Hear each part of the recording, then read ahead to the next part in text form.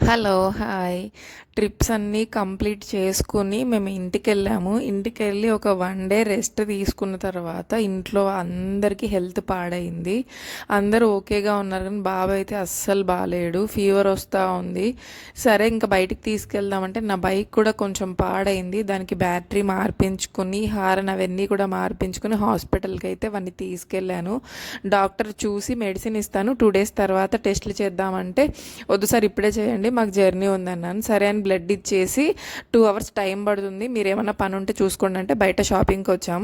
తర్వాత హాస్పిటల్కి వెళ్ళాను. చూస్తే ఇంకేముంది, టైఫాయిడ్ పాజిటివ్ అన్నారు.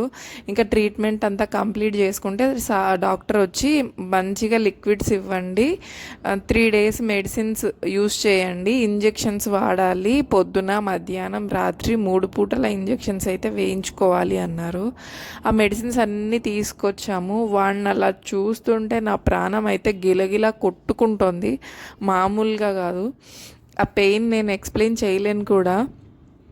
2 డేస్ హాస్పిటల్లో పొద్దున మధ్యాహ్నం రాత్రి ఇంజెక్షన్స్ వేయించిన తర్వాత 3rd డే మా జర్నీ పెట్టుకున్నాం అనమాట. యాక్చువల్లీ టికెట్స్ ముందే బుక్ చేసుకున్నాము, వాడికి ఇలా అవుతుందని తెలియక.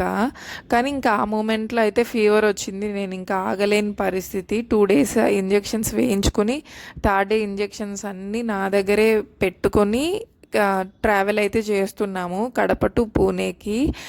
నెక్స్ట్ డే మార్నింగ్ తెల్లారిన తర్వాత మార్నింగ్ డోస్ అయితే నేనే వేశాను బాబుకి. నా ఆఫ్టర్నూన్ డోస్ కూడా వేశాను. ఇంకా నైట్ డోస్ వేసే టైంకి అయితే ఇంటికి రీచ్ అయిపోయాము. రీచ్ అయిపోయిన తర్వాత నేనే వేశాను. వేసిన దాన్ని వేసినట్టు ఉండక ఏం చేశానంటే, ఇంకా అక్కడికి బాబుకి ఇంజెక్షన్స్ అయితే అయిపోయాయి. అయిపోయినప్పుడు మనకి వైట్ కలర్ క్యాప్ ఒకటి పెడతాం కదా ఇంజెక్షన్స్ వేశాక, ఆ వైట్ కలర్ క్యాప్ పెట్టకుండా నేను దాన్ని అలానే పక్కకు వదిలేసా. అది జారిపోయింది మంచం కిందకి ఎక్కడికో. ఇంకా నేను ఇంకా దాన్ని క్యాన్లన్నీ రిమూవ్ చేయడానికి ట్రై చేస్తుంటే అది ఎంతటికీ రావట్లేదు, బ్లడ్ అంతా కారిపోతూ ఉంది. నాకైతే ఫుల్ భయం వేస్తుంది. అప్పటికి నాకు దానికి క్యాప్ పెట్టాలి అనే ఐడియా కూడా రావట్లేదు. అంత పిచ్చి పనులన్నీ చేశాను నేను. ఇంకా ఏం చేయాలో తెలియక రాత్రి 11 ఆ టైంలో బాబుని తీసుకెళ్ళి హాస్పిటల్లో చూపెడితే అక్కడ వాళ్ళు రిపోర్ట్ ఏది అని అడిగారు. రిపోర్ట్ లేదండి, మేము ఆంధ్రా నుంచి వచ్చాము, ఇలాగ అక్కడ చూపించుకున్నాం, అక్కడే వదిలేసి వచ్చాము, మా బాబుకి బాగాలేకపోతే చూపించేది మీ హాస్పిటల్లోనే, ఇక్కడ ఫైల్ కావాలంటే ఉంది అంటే, అలా కాదు, ఇలా వచ్చినప్పుడు రిపోర్ట్ ఉంటుంది కదా, మీ వాళ్ళనైనా ఫొటోస్ తీసి పంపించండి అంటే. నైట్ 12 అయింది. వాళ్ళని ఇప్పుడు ఫోన్ చేసి నేను ఇబ్బంది పెట్టలేను అంటే వాళ్ళు ఎంత రాక్షసంగా బిహేవ్ చేశారంటే, వీళ్ళు ఎక్కడన్నా హాస్పిటల్లో అడ్మిట్ అయిపోయి అక్కడ నుంచి బిల్ కట్టకుండా పారిపోయి వచ్చేసారేమో, సో ట్రీట్మెంట్ చేయకండి అని ఒక నర్స్ అయితే అక్కడ చెప్తోంది వాళ్ళకి. ఇంకా ఏం చేయలేక ప్లీజ్ అమ్మా అని రిక్వెస్ట్ చేస్తే, సరే పెద్ద సార్ వస్తారు, ఆయన చిన్నపిల్లల్ని చూడ్డానికి వెళ్ళారు, ఆయన వచ్చే వరకు వెయిట్ చేయండి అని చెప్పింది. సరే ఎప్పుడు వస్తారు అంటే, ఒక 2 అవర్స్ పట్టొచ్చు, ఎప్పుడైనా రావచ్చు, అటే వెళ్ళిపోవచ్చు అని చెప్తోంది. ఇంకా నాకు భయం వేసి సర్లే మళ్ళీ వస్తాను అని చెప్పి కిందకి దిగి వేరే హాస్పిటల్ ఉంటే వెతుకుదామన్నాను. ఈ టైంలో ఇంకెక్కడుంటాయి హాస్పిటల్స్, ఇది ఒకటే 24/7 ఉండేది అని మా ఆయన అరిచాడు నా మీద. ఇంకా నేనుండి సరే చూద్దామని వెళ్తే ఒకటి డయాగ్నోస్టిక్ సెంటర్ ఉండే, అక్కడ వెళ్తే ఒక కింద ఒక మనిషి ఉన్నాడు, ఇక్కడ డాక్టర్ కానీ నర్స్ కానీ అవైలబిలిటీలో ఉంటారా అంటే, ఉన్నారు మా, నైట్ డ్యూటీ చేసేవాళ్ళు, పైకి వెళ్ళండి అన్నారు.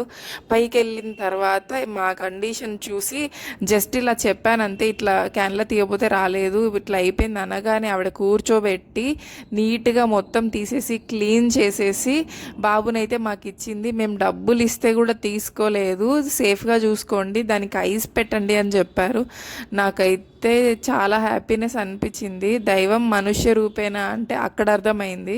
కొంతమంది రాక్షసంగా ప్రవర్తించిన, కొంతమంది మానవత్వాన్ని చాటుకుంటారు అని అనిపించింది. ఫైనల్లీ అవి మొత్తం రిమూవ్ చేసేసి బాబు అయితే పడుకున్నాడు. ఇంకా నెక్స్ట్ డే మార్నింగ్ రిషితాకి స్కూల్ ఉందన్నమాట. వాడు ఎలా బిహేవ్ చేస్తాడో అనుకున్నాను, కానీ పొద్దున్నే వాళ్ళ అక్కతో పాటు లేచి నేను కూడా వస్తాను కిందకి, వాళ్ళ అక్క వెళ్ళిపోయేదాకా ఉంటాను అని కిందకు వచ్చి ఆడుకుంటుంటే అమ్మయ్య ఓకే పర్లేదు బాగున్నాడు అనిపించింది. పాపం చలి ఎక్కువగా ఉంది మమ్మీ అంటోంది పాప. మేము అప్పుడు ఉన్నప్పుడు కార్తీక మాసం అయిపోయాక కదా పాపకు గుండు చేయించి నేను కార్తీక మాసంలో వచ్చాను కదా, నాకు హెల్త్ బాగాలేక వీడియోస్ అయితే లేట్గా పెడుతున్నా. ఏమైందంటే స్వెటర్ అవన్నీ నేను ఇంట్లో పెట్టేసా, ఓన్లీ అది మాత్రమే వేసాను. చలి చలిగా ఉంది మమ్మీ అన్నది. మాకు లిటరల్లీ టెంపరేచర్ అయితే 15, 16, 17, ఉదయం 9కి కూడా 17, అంతకన్నా టెంపరేచర్ అయితే ఇంకా పెరగట్లేదు, అంతలోనే ఉండిపోయింది. ఇంకా చలి మామూలుగా లేదు. ఇంకా సరే అని చెప్పి ఇంకా రొటీన్ పాపని స్కూల్కి పంపించాను. అప్పటికి 20 days అయిపోయింది. నైట్ అంతా నిద్ర లేదు వీడిని హాస్పిటల్ చుట్టూ తిప్పుతూ. కానీ ఇంకా పాప అయితే పడుకొని ఉంది. పాపని ఇంట్లో వదిలేసి బీగం వేసుకొని మేము హాస్పిటల్ చుట్టూ తిరిగి 3 hours తర్వాత వచ్చాము ఇంటికి. లక్కీగా అది నిద్రపోతూ ఉంది. లేచి ఉంటే మా పరిస్థితి ఏంటో మాకే అర్థం కాలేదు. ఫైనల్లీ దేవుడైతే మమ్మల్ని సేవ్ చేశాడు. బాబు కూడా చాలా యాక్టివ్గా ఉన్నాడని మేమైతే ఇంకా హ్యాపీగా ఫీల్ అయిపోయినాం.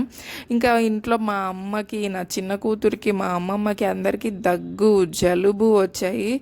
నాకు కొంచెం హెడ్ఏక్ అనిపించింది, కానీ నేను మాత్రం బాగానే ఉండే ఆ టైంలో.